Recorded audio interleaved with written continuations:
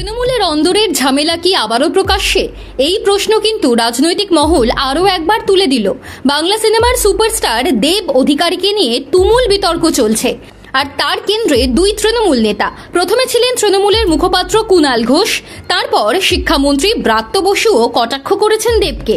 তার জবাবও দিয়েছেন দেব। পুজোয় দেবের নতুন বাংলা সিনেমা রঘু ডাকাত জানিয়ে সাধারণ মানুষের আগ্রহও রয়েছে। কি বলেছিলেন কুণাল, কি বলেছেন ব্রাত্য, দেবী বা কি জবাব দিলেন? আমরা বেঙ্গল পলিটিক্স রাজনীতির ধারা বিবরণী শোনাই, তুলে ধরি ঘটনা, কারোর পক্ষ নিই না। দেব বনাম কুণাল ব্রাত্য ইস্যুতেও সেই ভূমিকাই থাকছে বেঙ্গল পলিটিক্সের। চলুন এবার নজর দেওয়া যাক ঘটনায়। অতীতেও দেবকে অনেকবার কটাক্ষ করেছেন কুণাল। পুজোর সময় সেই কুণালই বলেছিলেন নানান প্রভাব খাটিয়ে একটি সিনেমা সমস্ত হল এবং প্রাইম টাইম দখল করতে চায়। সেটা কেন হবে? আমি দেবকে ভীষণ পছন্দ করি।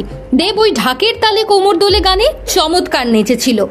এখান থেকেই শুরু হয় বিতর্ক, যার জল গড়াতে শুরু করেছে।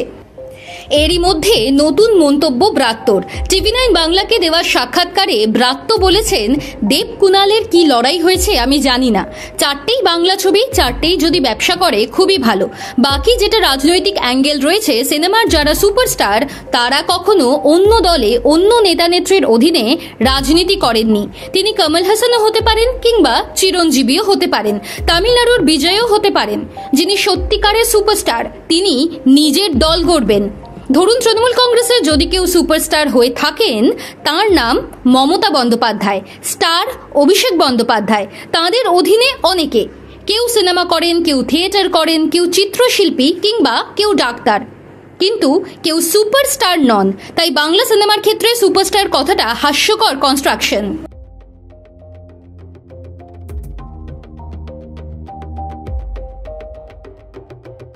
ভালো অভিনেতা রয়েছে, স্টারও থাকতে পারেন, সুপারস্টার কেউ নেই। এই সুপারস্টার বিতর্ক নিয়েই এবার মুখ খুলছেন দেব অধিকারীও। তার কথাই এসেছে ঘাটালের প্রসঙ্গ। মুখ্যমন্ত্রী মমতা বন্দ্যোপাধ্যায় তাকে ফোন করেছেন, তাও বলেছেন। টিভি চ্যানেলগুলোকে দেওয়া সাক্ষাৎকারে দেব বলেছেন, আমি এটুকুই বলতে পারি দিদি আমাকে ফোন করেছিলেন, ওর সঙ্গে কি কথা হয়েছে বলতে চাইছি না, কারণ নিজের দলের কারোর বিরুদ্ধে কথা বললে দলের নামই খারাপ হবে। আমি ওকে বললাম আপনি এর মধ্যে ঢুকবেন না। দিদির কাছেও খবর গিয়েছে, উনি ভেবেছেন দেব কষ্ট পেয়েছে, তাই উনি আমাকে ফোন করেছিলেন। আমি বললাম বাংলা সিনেমার জন্য আমরা যা চেয়েছি উনি করে দিয়েছেন, বাংলা ছবির প্রাইম টাইমে শো করে দিয়েছেন। এত ছোট ছোট ব্যাপারে ওকে আর কি বিরক্ত করব? এখানেই থামেননি দেব। কুণাল ঘোষ ব্রাত্য বসুর মন্তব্য নিয়েও মুখ খুলেছেন। দেব বলেছেন, আমার কি ভাবা দরকার ব্রাত্যদা কি বলছেন, কুণাল কি বলছেন? আমার কাজ হলো সিনেমা তৈরি করা, কিভাবে উন্নত করব সেটা দেখা, দর্শককে সিনেমা হলে নিয়ে আসা। আর যদি রাজনৈতিক কেরিয়ারের কথা বলি, এখানেও ঢাক পেটানোর কিছু নেই।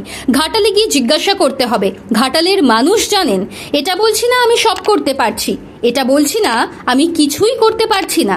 যতটুকু জানি, যতটুকু বুঝি, সেই মতো করার চেষ্টা করছি। বাংলায় বিধানসভা নির্বাচন 7 মাস পর, পুজো মেটার পর আসরে নেমে পড়েছে সব রাজনৈতিক দল।